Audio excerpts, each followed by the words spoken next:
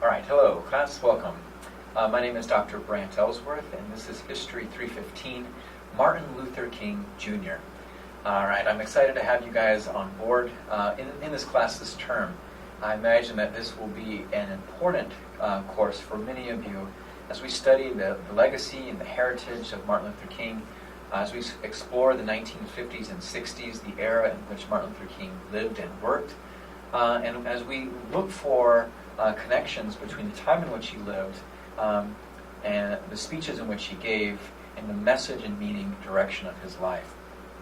As a history class, we will spend a lot of time looking at historical documents, investigating them, analyzing them, and making sense of them. We will be using two texts this term.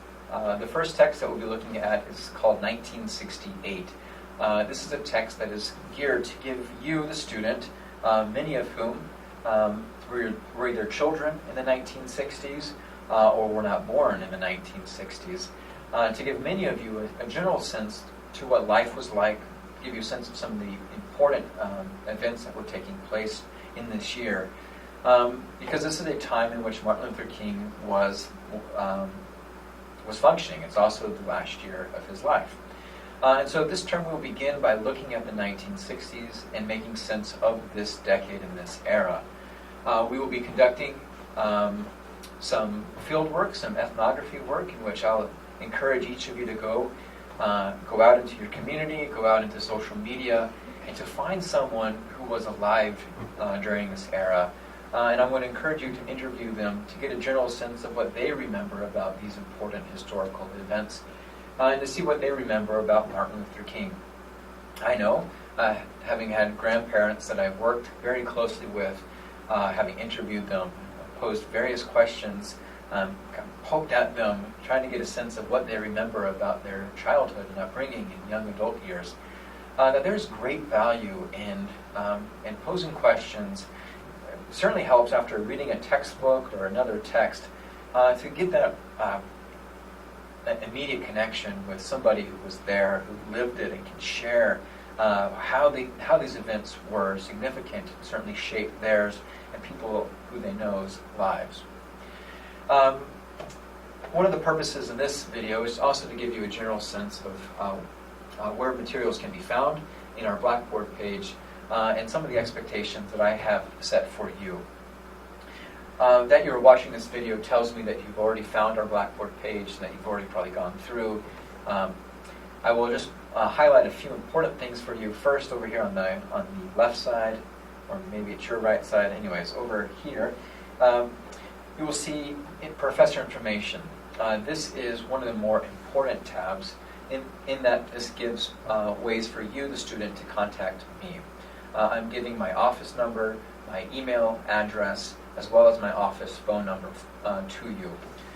Now, I have an office here at the Summerdale campus, and will occasionally be driving over to the Lancaster campus. I am only teaching online courses this term, and so while I'll be on campus often, I will not be sneaking off into meetings or to classes. And so, as such, when I'm on campus, I am available to you, the student. I want to be very clear that my goal with this course this term is to make myself as available to you as possible. Now, I know for some of you who may live on campus, that means that you can swing by my office at any time if you have questions about the readings. But for many of you, you are distance learners, and hopping in the car and driving into Summerdale, Pennsylvania isn't in the cards. And so for that reason, I'm providing alternative methods for you. If you would like to meet kind of in a one-on-one setting, like you would if you were to stop by my office, we can make use of a Blackboard service called Collaborate, in which we will both, by virtue of our webcams, kind of have a Skype conversation using our Blackboard page. So that is something that is available. If you, though, do not have the technology to do that, if you do not have a webcam, for instance, we can find other alternative ways of communicating face-to-face if that is what you seek.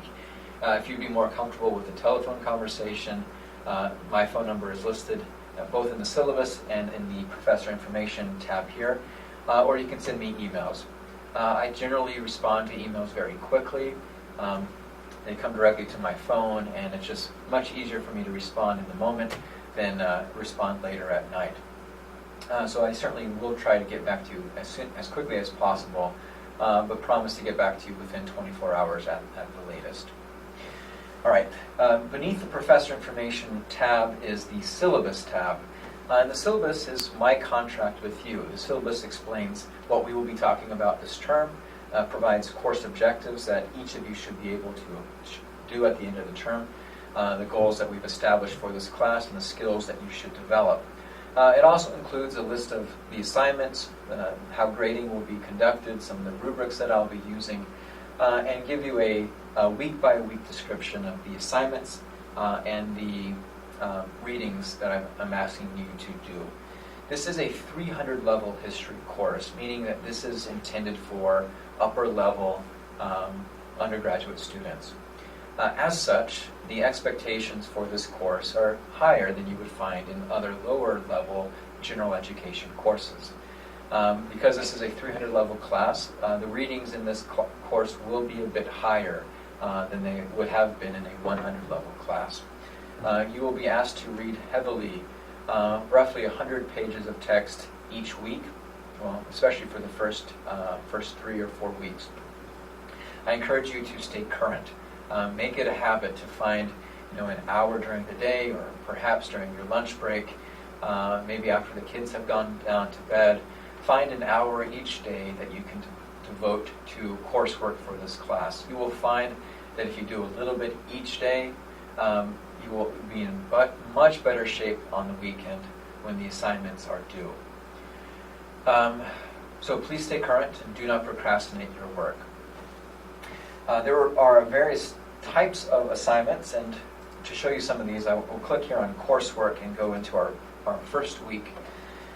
You will see here a list each week of the coursework assignments, readings, and assignments. And so, for instance, this week there are 4 shorter articles that I'm asking for you to read.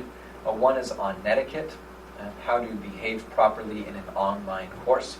And the other 3 are all about the need for studying history. All 3 of these are written by historians, but each of the 3 give different perspectives on the significance of studying history. Beneath that, you will see your homework with due dates connected to them. To access those, you will scan past the overview and objectives, where I've outlined what you should be able to accomplish at the end of this week. And I'll point you down here to the materials and resources and the assignments and projects page. The materials and resources provides the readings, and the assignments and projects provide the links and descriptions of the assignments. This week I have 2 assignments in addition to the readings that I would like for you to complete by the end of the week. The first is for you to make your own student introduction using VoiceThread. VoiceThread is an online collaborative tool which you will use your webcam or you'll use your cell phone to create a short video introducing yourself to me and your colleagues. This will be viewable by all of us, and you should follow the instructions listed underneath here or in the video that I will create about VoiceThread to access the assignment. We will be using VoiceThread and other online collaborative tools frequently during this class, and so it may be to your advantage, if at all possible, if you do not own a webcam, that may be a purchase that will be worth your time this term.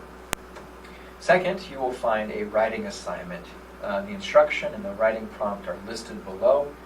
There are a series of questions that I'm asking you to consider and to pose in an essay form, and use this link. Click on it and you will upload or copy and paste your assignment, your writing there.